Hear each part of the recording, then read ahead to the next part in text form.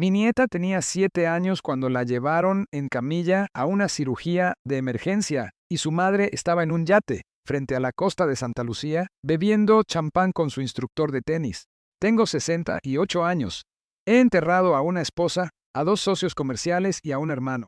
Pensé que el peor día de mi vida ya había quedado atrás. Me equivoqué. En las siguientes 72 horas, le quité todo lo que esa mujer poseía, todo lo que creía suyo, y la obligué a verme hacerlo desde una celda de detención sin agujetas en los zapatos. Mi nombre es Héctor Montesinos. Construí una empresa privada de logística a partir de una sola bodega en Naucalpan en 1982. 41 años después, esa bodega son ahora 312 bodegas en 9 estados. Antes de contarte cómo desmantelé a mi nuera en menos de 3 días, hazme un favor. Dale me gusta al video. Suscríbete a Ecos de Venganza. Y en los comentarios, dime desde qué ciudad me estás viendo. Quiero saber hasta dónde puede llegar el ajuste de cuentas de un abuelo. La llamada llegó a las 4:17 de la tarde de un martes. Recuerdo la hora porque acababa de terminar una reunión con mi director financiero sobre los números del tercer trimestre. Y estaba mirando mi reloj preguntándome si tendría tiempo para un sándwich antes de mi siguiente llamada. Nunca olvidaré lo que marcaba ese reloj. No me lo he vuelto a poner desde entonces. Era mi hijo Mateo. Tiene 34 años. Dirige la División Norte para mí desde Monterrey. Un hombre fuerte, de voz tranquila, la clase de persona que nunca, jamás, entra en pánico. Cuando lo escuché en la línea, casi no lo reconocí. Papá, me dijo, es Margarita. Se cayó. Se cayó del balcón del segundo piso de la casa. No responde. La llevan al hospital infantil. Sentí que las piernas se me desvanecían. Me senté en la esquina de mi escritorio. Mi asistente estaba de pie en el umbral de la puerta con una carpeta que estaba a punto de entregarme, y vi cómo su rostro se ponía blanco al ver el mío. ¿Dónde estás? Le dije. ¿Dónde está su madre? Se quedó callado demasiado tiempo. Ese silencio es el silencio que más recuerdo de toda aquella pesadilla. Era el silencio de un hijo que ya sabía que algo andaba mal, pero no tenía la energía para explicarlo. Ella no está aquí. Dijo que está en el Caribe. Se fue el sábado. No dije nada por un momento. El sábado fue hace 3 días. Mateo había estado en Guadalajara de sábado a lunes para la revisión regional que yo le había pedido dirigir. Eso significaba que mi nieta, mi Margarita, mi niña con la separación en los dientes y la risa que heredó de su abuela, había estado en casa. ¿Con qué? Con una niñera, con la señora de la limpieza, con nadie. ¿Quién la estaba cuidando? Pregunté. La nana me dijo. Camila lleva 4 años con nosotros. Papá, me tengo que ir. La ambulancia está aquí. Me tengo que ir. Voy para allá. Le dije, salgo en este instante. Tenía las ruedas de mi jet en el aire despegando de Toluca en 51 minutos. No te lo digo para presumir. Te lo digo para mostrarte lo que cuesta la paternidad. Tengo un Gulfstream porque me perdí demasiados eventos familiares sentado en las salas de espera de los aeropuertos en los años 90, y me prometí a mí mismo que nunca volvería a perderme otro.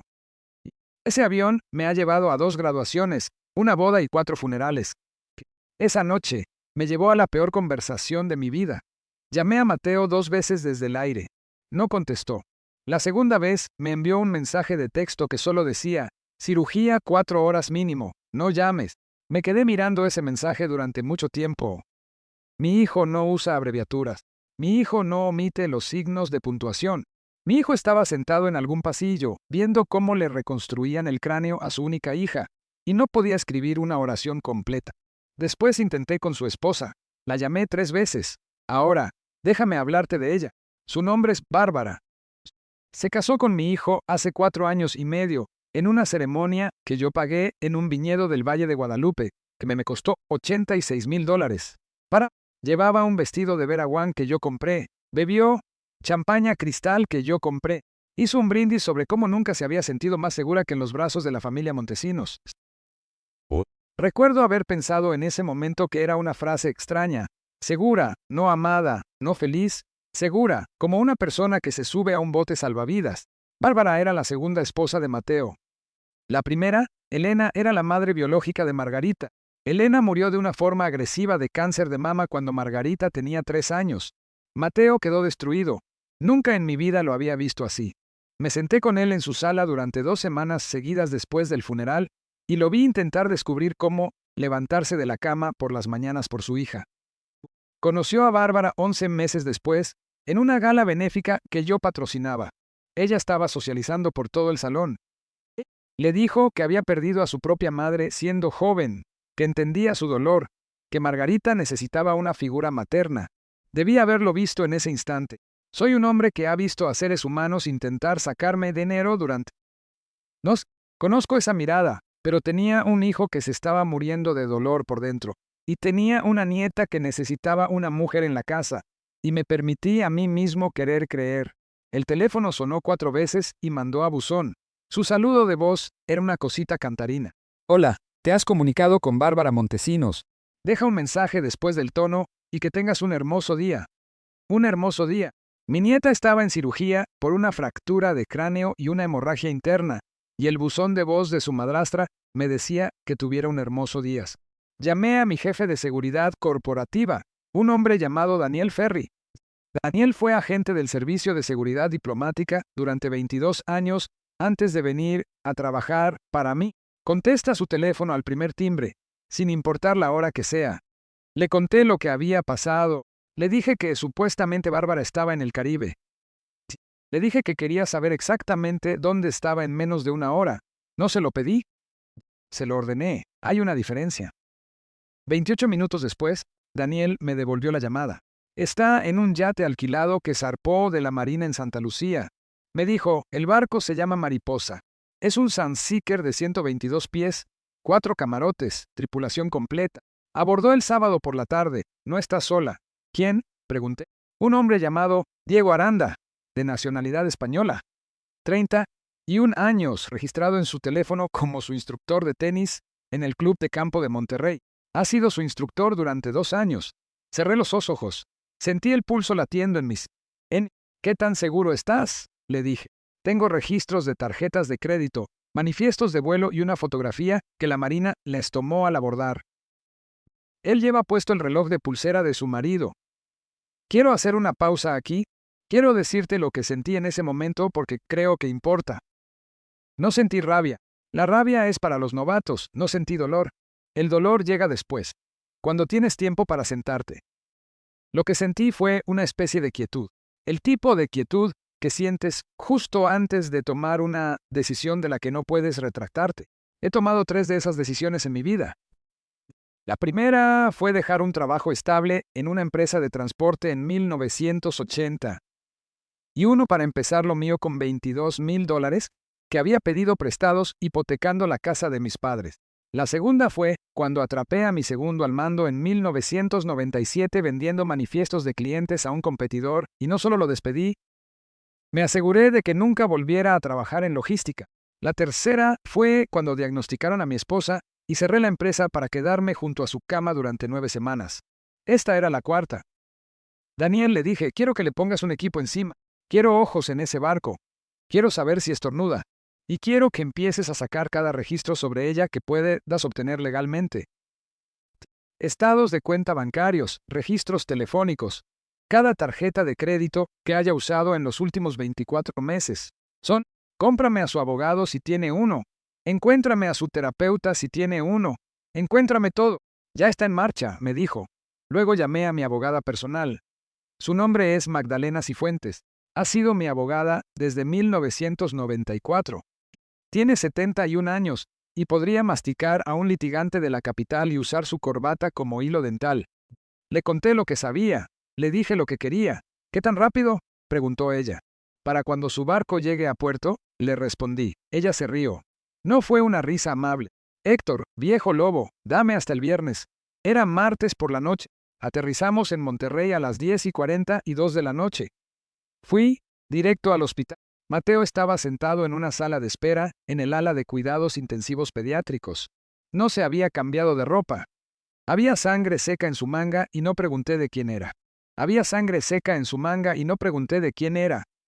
Se puso de pie cuando me vio y no dijimos nada. Solo lo abracé. Mi hijo de 34 años, con una barba que había dejado de recortarse y unos hombros que habían cargado con esta familia desde que murió su madre, Apoyó la cabeza en mi clavícula y tembló. El neurocirujano salió a las 11:30. Margarita tenía una fractura de cráneo con hundimiento, un pequeño hematoma subdural y la clavícula rota. La cirugía había salido bien. Estaba en un coma inducido médicamente para dejar que bajara la inflamación. Intentarían despertarla en 48 a 72 horas. El doctor dijo las palabras reservado pero optimista. Ese es el lenguaje de los doctores para decir, no te prometo nada. Entré a la habitación. Margarita se veía tan pequeña en esa cama. Le habían rasurado el cabello de un lado y tenía un vendaje que le envolvía la cabeza como un turbante. Tenía un tubo en la boca y sus manos estaban cruzadas sobre la manta como si alguien las hubiera acomodado de esa manera. Llevaba en la muñeca una pulsera que yo le había regalado para su 7º cumpleaños. Era una cadena de oro muy fina, con un dije en forma de colibrí. Había querido un colibrí porque su abuela solía cultivar enredaderas de trompeta en el patio para atraerlos. Y yo le había contado que su abuela solía llamarla mi pequeño colibrí antes de que ella siquiera naciera. Me senté junto a su cama. Mateo fue a buscar café. Sostuve su diminuta mano y le hice una promesa. A la mujer que te dejó sola le dije, le voy a quitar todo lo que alguna vez quiso y la voy a obligar a mirar. Salí al pasillo para hacer unas llamadas. A la nana Camila le habían dado el día libre el sábado por la mañana. Bárbara le había dicho que ya no la necesitarían durante la semana porque la madre de Mateo vendría a quedarse con ellos. No existe la madre de Mateo. La madre de Mateo está enterrada en un cementerio en Naucalpan, junto a un árbol de magnolia que planté en 2009. Camila se había tomado la semana para visitar a su hermana en Oaxaca. No tenía ninguna razón para dudar de la historia. Es una mujer bondadosa que amaba a Margarita y había estado llamando al teléfono de Mateo cada 20 minutos desde que se enteró. Margarita había estado sola en la casa desde el sábado por la mañana hasta el martes por la tarde. Había estado sola durante 72 horas. Había comido cereal y nuggets de pollo calentados en el microondas. Había estado viendo caricaturas en la sala de televisión de arriba cuando salió al balcón para saludar al perro de un vecino y el barandal cedió. Voy a decir eso de nuevo para que te quede grabado. El barandal cedió. Mateo se había estado quejando de ese barandal durante meses. Le había pedido a Bárbara que llamara al contratista en 2 ocasiones. Ella había dicho que se encargaría. Él llegó a casa en marzo y encontró la camioneta de un contratista en la entrada, y Bárbara le dijo que lo estaban arreglando. Llamé a Daniel. Encuéntrame a quien sea que haya estado en esa casa en marzo, le dije. Encuéntrame el recibo. Encuéntrame la orden de trabajo. Quiero saber si ese barandal fue reparado realmente alguna vez. Estoy en eso, me dijo. Eran las 2:14 de la madrugada. Yo no había dormido. Bajé al vestíbulo del hospital, me quedé afuera en el frío y llamé a Magdalena. Quiero que se presente una demanda de divorcio en nombre de Mateo a las 9 de la mañana, le dije. Adulterio y abandono de un menor. Quiero un congelamiento total de activos en cada cuenta conjunta. Quiero su nombre fuera de las escrituras de la casa en Monterrey. Quiero que le embarguen el coche. Quiero que le cancelen las tarjetas de crédito. Quiero que la eliminen como beneficiaria de todas las pólizas. Y quiero que se involucre a la policía. ¿A la policía con qué cargos?, dijo Magdalena. Poner en peligro a un menor, como mínimo. Le dije, dejó a una niña de 7 años sola en una casa durante 3 días. Hay un barandal en esa casa, que puede o no haber sido deliberadamente no reparado. Todavía no sabemos a qué nos enfrentamos, pero quiero que quede constancia de que hicimos la pregunta. Magdalena se quedó callada un momento. Héctor, me dijo, si ese barandal fue manipulado. Lo sé, le respondí. Tienes que tener cuidado, me advirtió. No lo digas en voz alta todavía. Deja que los investigadores lo digan. Ella tenía razón. Siempre tiene razón. Por eso le pago lo que le pago. Volví arriba. Mateo estaba dormido en una silla junto a la cama de Margarita, con su mano todavía entrelazada con la de ella. Lo cubrí con mi abrigo. Me senté del otro lado y empecé a hacer listas en un bloc de notas amarillo que había pedido prestado en la estación de enfermeras. Para la mañana ya tenía un plan. Constaba de 9 partes. Para el viernes, ella no tendría un solo peso al que pudiera acceder, un solo activo que pudiera vender, un solo amigo, que le devolviera las llamadas, ni un solo abogado en el estado de Nuevo León dispuesto a representarla sin un anticipo que no podría pagar. No digo esto para presumir, lo digo para decirte lo que es posible cuando un hombre tiene 41 años de contactos en toda la región y una nuera que eligió a la familia equivocada para robarle. A las 7:30 de la mañana llamó Daniel. El contratista de marzo no era un contratista, me dijo. Cerré los ojos. Era su instructor de tenis, continuó Daniel, Diego Aranda. La camioneta en la entrada fue alquilada en Home Depot. No hay ningún permiso archivado. No hay orden de trabajo, no hay recibo. Y tampoco hay una reparación real. Abrí los ojos. Quiero que confirmes eso, le dije. Quiero a un ingeniero estructural en esa casa para el mediodía. Ya está contratado, me dijo. Envíale todo a Magdalena en el momento en que lo tengas. Sí, señor. Colgué. Fui a buscar a Mateo.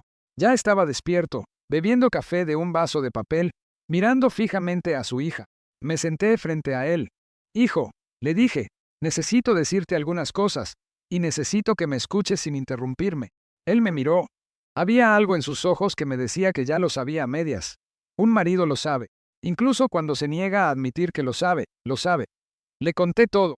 El Caribe, el barco, el instructor de tenis, la aventura de 2 años, la reparación falsa, la mentira sobre su madre. Vi el rostro de mi hijo pasar por todos los colores por los que puede pasar un rostro. Y al final de todo, no dijo nada.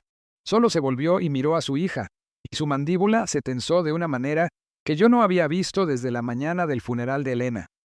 ¿Qué quieres hacer?, le pregunté. Seguiré lo que decidas, pero quiero que sepas que ya tengo opciones listas. Se quedó callado durante mucho tiempo. Luego dijo, quiero que lo pierda todo antes de que le pongan las esposas. Quiero que se entere. Asentí con la cabeza. Entonces, eso es lo que vamos a hacer. Para las 10 de la mañana, la demanda de divorcio estaba presentada. Para las 11 de la mañana, el congelamiento de activos estaba en marcha. Para el mediodía, el ingeniero estructural estaba en la casa de mi hijo, en Monterrey, tomando fotografías de un barandal de balcón que no había sido tocado por un contratista autorizado en 18 años. Para las 2 de la tarde, las cuentas conjuntas de Bárbara con mi hijo estaban congeladas. Para las 3 de la tarde, la Range Rover arrendada que ella conducía fue reportada como recuperada del estacionamiento de larga estadía en el aeropuerto. Para las 4 de la tarde, cada tarjeta de crédito que estaba a su nombre había sido cancelada o llevada al límite por retenciones automáticas. Para las 5 de la tarde, la casa en Monterrey había sido transferida a un fideicomiso en el que ella nunca había sido nombrada. Un fideicomiso que yo había creado para Margarita hace 2 años sin que mi hijo siquiera supiera que lo había hecho. Hago ese tipo de cosas por mis nietos. Es lo más cerca que estaré jamás de la inmortalidad. Para las 6 de la tarde, la policía de Monterrey abrió una investigación por poner en peligro a un menor. Para las 7 de la tarde, la Fiscalía del Estado tenía una copia del informe preliminar del ingeniero que indicaba que el barandal del balcón mostraba signos de haber sido aflojado. 2 de los 4 pernos de anclaje habían sido retirados y reemplazados por pernos más cortos que no soportaban peso. Quiero que leas eso de nuevo. 2 de los 4 pernos de anclaje habían sido retirados y reemplazados por pernos más cortos que no soportaban peso. Ese balcón no estaba diseñado para caerse con un adulto. Un adulto se habría apoyado en él, probablemente habría sentido que se movía y habría retrocedido. Ese balcón estaba diseñado para caerse con un niño.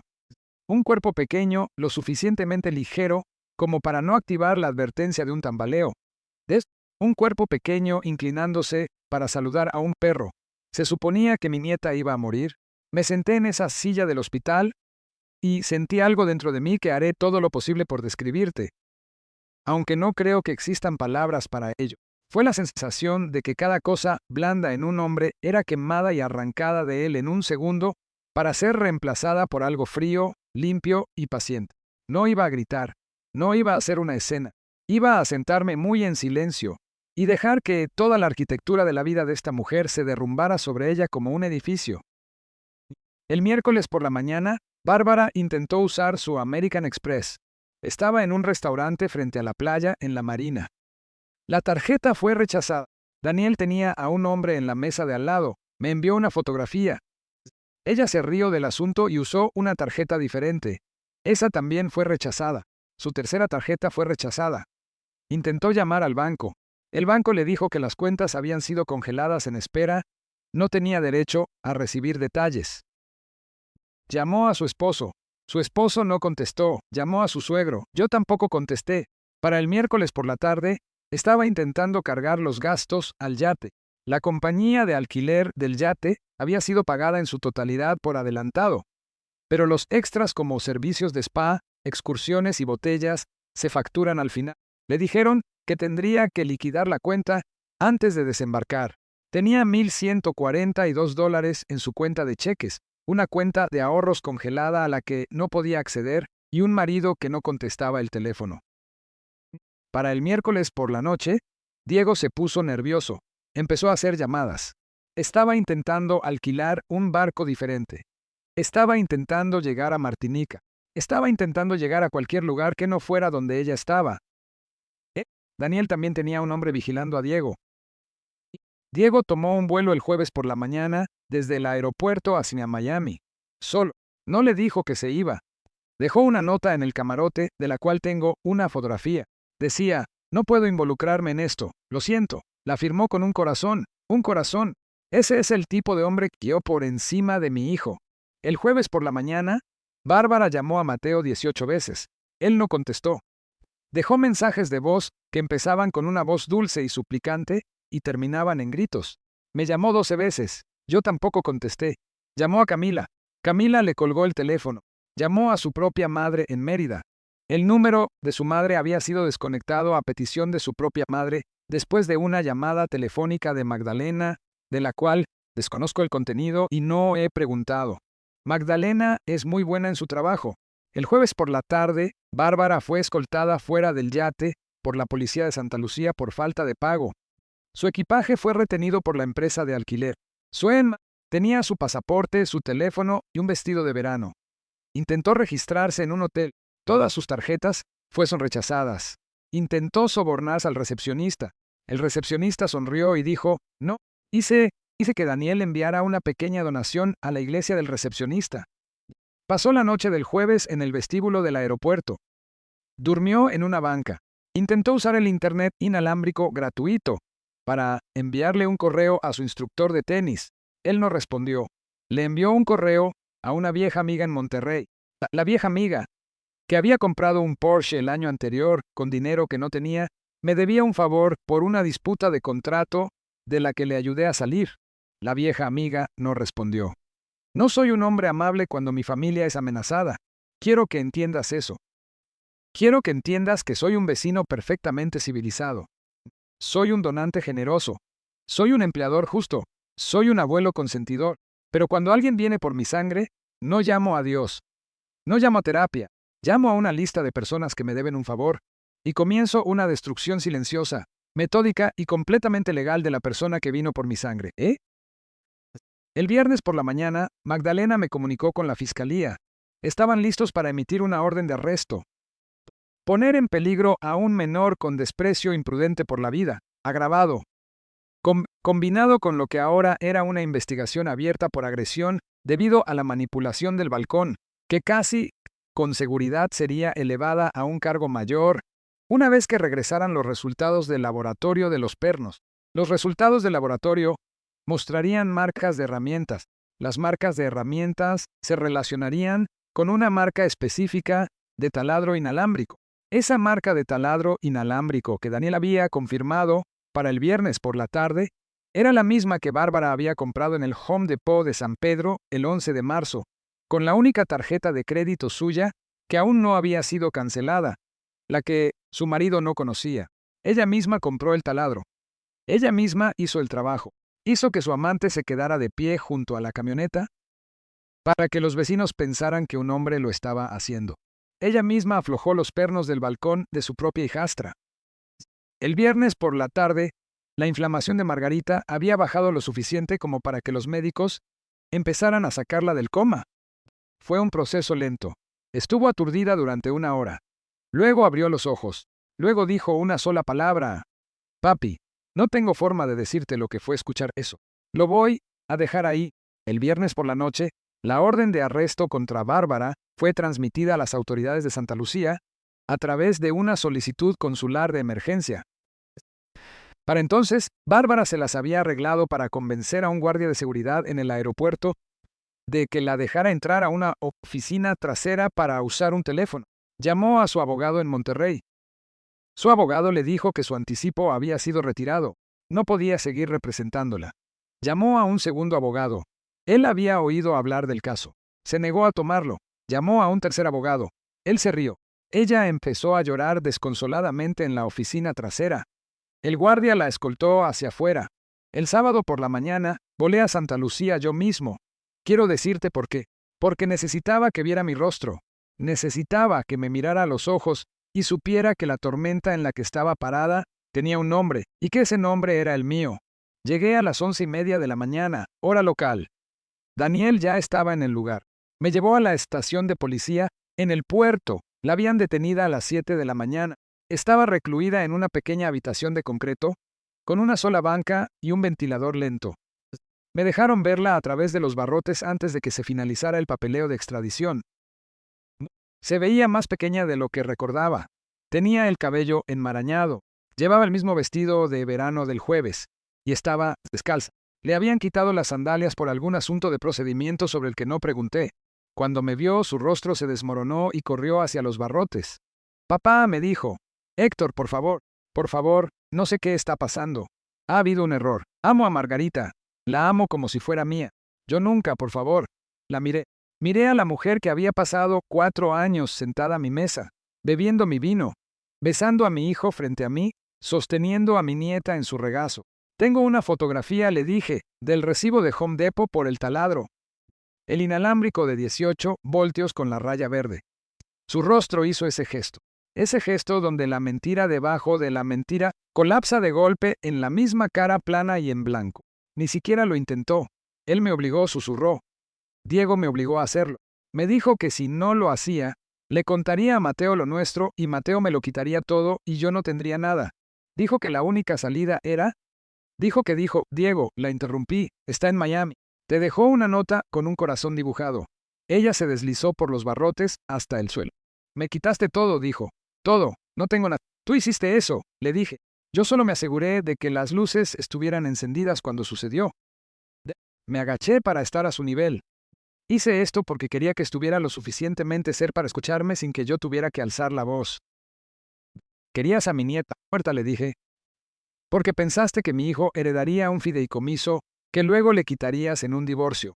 No sabías que el fideicomiso no está a nombre de mi hijo. No sabías que el fideicomiso está a nombre de Margarita. Si ella hubiera muerto, no habrías heredado nada.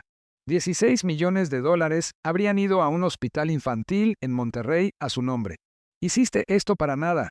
Destruiste un barandal para nada. Abriste las piernas para un hombre que te dejó una nota con un corazón para nada. Y no solo eres un monstruo, eres una mala inversionista. Hizo un sonido que no voy a repetir. No fue un sonido humano. Me puse de pie. Me voy a casa ahora. Le dije, mi nieta acaba de despertar. Va a querer a su abuelo. No va a preguntar por ti, ni hoy, ni nunca. Me voy a asegurar de eso. Me di la vuelta y salí caminando. Fue extraditada 2 semanas después. El caso sigue pendiente. El fiscal en el estado de Nuevo León busca el cargo de intento de asesinato de un menor y considerando cómo se veían los pernos bajo el microscopio, y dadas las grabaciones de Home Depot, y dado que Diego Aranda se convirtió en testigo protegido en Miami, a cambio de un cargo reducido por ser cómplice, ella se enfrenta a una condena de 25 años a cadena perpetua. Diego se enfrenta a una de 8 a 10 años. Su madre en Mérida volvió a cambiar de número de teléfono. Sus viejas amigas no responden sus cartas. El defensor público que le han asignado un muchacho que lleva 3 años de haberse graduado de la Facultad de Derecho y que no deja de pedir aplazamientos. Margarita está en casa, tiene pesadillas, no recuerda la caída, pero recuerda despertar en el hospital y recuerda haber preguntado dónde estaba su madrastra.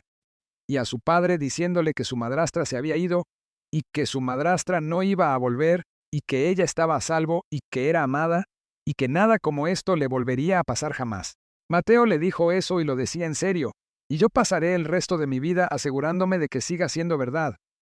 Tiramos el balcón, por completo. Hicimos que lo quitaran y que cubrieran la pared con ladrillos. Mateo quería vender la casa. Le dije que no. Le dije que no permitiera que la mujer que intentó arrebatarle a esta familia le arrebatara también la casa. Remodelamos. La convertimos en una casa diferente. La habitación de Margarita ahora es un cuarto en la esquina del primer piso con un asiento junto a la ventana que da a un bebedero para colibríes. Llamó Estela al pájaro que viene con más frecuencia. No sé por qué. Los niños simplemente le ponen nombre a las cosas. Mateo empezó a ir a terapia. Le va mejor de lo que esperaba y peor de lo que finge. Eso tomará tiempo. Lo veo cada 2 fines de semana. No hablamos de ella a menos que él saque el tema primero.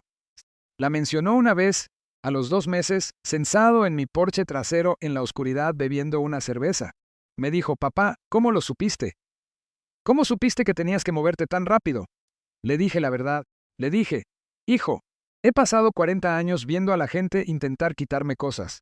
Aprendes a reconocer su forma, aprendes a reconocer su olor. En el momento en que Daniel dijo que estaba en un yate, lo supe. En el momento en que escuché que el barandal había sido arreglado por alguien que no era contratista, lo supe. No tuve que pensar, solo tuve que actuar. Él asintió, bebió su cerveza. Después de un rato dijo, debí haberlo visto. No, le respondí, ella era buena, era paciente. Se casó con un hombre en duelo y esperó 5 años. No tendrías por qué ver venir eso en tu propia casa de la mujer que arropaba a tu hija por las noches. No hay ninguna versión de ser un buen hombre en la que veas venir algo así. Empezó a llorar. Mi hijo de 34 años. Me quedé allí sentado en mi porche trasero con mi brazo alrededor de él y lo dejé llorar hasta que terminó. Para eso son los padres. Quiero decirte unas cuantas cosas más antes de dejarte ir. Hay personas en tu vida que no son lo que parecen. Hay personas que entraron en tu vida por una puerta que abriste en un momento de dolor, de debilidad o de soledad, y han estado trazando el plano de la casa en silencio desde entonces. No te digo esto para volverte paranoico, te digo esto para que seas observador. Observa lo que la gente hace, no lo que dicen. Observa cómo tratan a las personas que no pueden hacer nada por ellos. Observa cómo se comportan cuando creen que no hay nadie importante en la habitación. Presta atención a las pequeñas mentiras. Las pequeñas mentiras son las marcas topográficas para las grandes mentiras que vienen después. Si eres abuelo y tienes un presentimiento sobre alguien en tu familia, no lo entierres. No te digas a ti mismo que estás siendo prejuicioso. No te digas que no es asunto tuyo. La familia es asunto tuyo. Los más pequeños son asunto tuyo. Si sientes que algo anda mal, siéntate a analizarlo. Haz preguntas en voz baja. Revisa los estados de cuenta bancarios cuando tengas la oportunidad. Revisa el barandal. Revisa el barandal. Y si alguien viene por tu sangre, no lo amenaces. No le grites. No le des el regalo de saber que vas por él. Sé silencioso. Sé paciente. Documenta todo.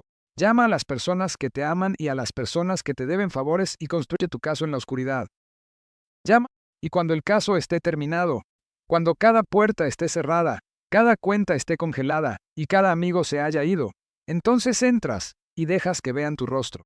Una vez, solo una vez. Para que conste, mi nombre es Héctor Montesinos. Mi nieta está viva. Cumple 8 años el mes que viene. La llevaremos a ver colibríes a Chiapas. Ella aún no lo sabe. Va a ser una sorpresa. Si has llegado hasta aquí, dale a ese botón de me gusta. Suscríbete a Ecos de Venganza. Comparte esto con alguien que necesite escucharlo. Y dime en los comentarios desde qué ciudad nos estás viendo y qué habrías hecho tú si hubieras ido en ese balcón con... Los leeré a todos. Mantente alerta, mantente cerca de los tuyos, y nunca jamás ignores el barandal. Le he estado dando vueltas a esta historia en mi cabeza cada noche desde que sucedió, y he llegado a creer que lo que parece el destino es casi siempre simple aritmética. Bárbara no tropezó con una celda en el puerto descalza porque el universo giró una ruleta. Caminó hacia allí una pequeña elección a la vez.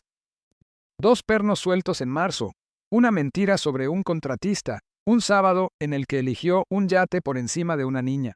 Cada una de esas fue una semilla, y las semillas crecen y se convierten exactamente en lo que plantas. Yo no desaté una tormenta sobre ella. Ella misma la plantó, y yo solo me aseguré de que estuviera parada debajo cuando el cielo finalmente se abrió. Pienso mucho en lo que podría haber visto antes. La verdad es que sentí algo raro en esa mujer la primera vez que me llamó papá en su propia boda. No hice nada al respecto. Me dije a mí mismo que estaba siendo un viejo duro. Me dije que mi hijo merecía su felicidad y por ese silencio mi nieta casi paga con su vida. Cargaré con eso el resto de mis días. Sí.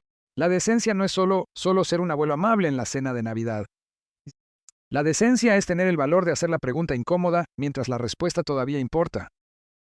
Si he aprendido algo en 68 años, es esto. Una buena vida se construye sobre 3 patas. Y si falta alguna de ellas, la silla no te sostendrá cuando necesites sentarte. La primera pata es tu carácter. No puedes elegir lo que la gente te hace, pero definitivamente eliges lo que les haces a cambio y cómo lo haces, y si todavía puedes mirarte al espejo cuando todo termina. No le grité a Bárbara, no le puse una mano encima. Todo lo que le hice fue legal, documentado y terminado a la luz del día. Eso me importaba. La segunda pata es tu mente. Presta atención. Revisa los recibos. Revisa el barandal. Date cuenta de las pequeñas mentiras antes de que les crezcan colmillos. El mundo te dirá que ser desconfiado es ser cínico. Y esa es una historia vendida principalmente por personas que se benefician de que no mires demasiado de cerca. Observa lo que la gente hace cuando creen que nadie está mirando. Eso es lo que son. La tercera pata es tu temple. Cuando el momento finalmente llega, y llegará, no puedes paralizarte, no puedes esperar a que alguien más lo arregle. Mi nieta está viva hoy porque hice 9 llamadas telefónicas en la primera hora, y ni una sola de ellas fue para pedir permiso. Cría hijos y nietos que sepan cómo moverse. Sé la persona en tu propia familia a la que se puede llamar a las 3 de la mañana y que ya se estará poniendo los zapatos en la segunda oración. Esa es la herencia que vale la pena dejar. No el dinero, no las bodegas, la voluntad de ponerte de pie en el peor día de alguien a quien amas y no volver a sentarte hasta que el trabajo esté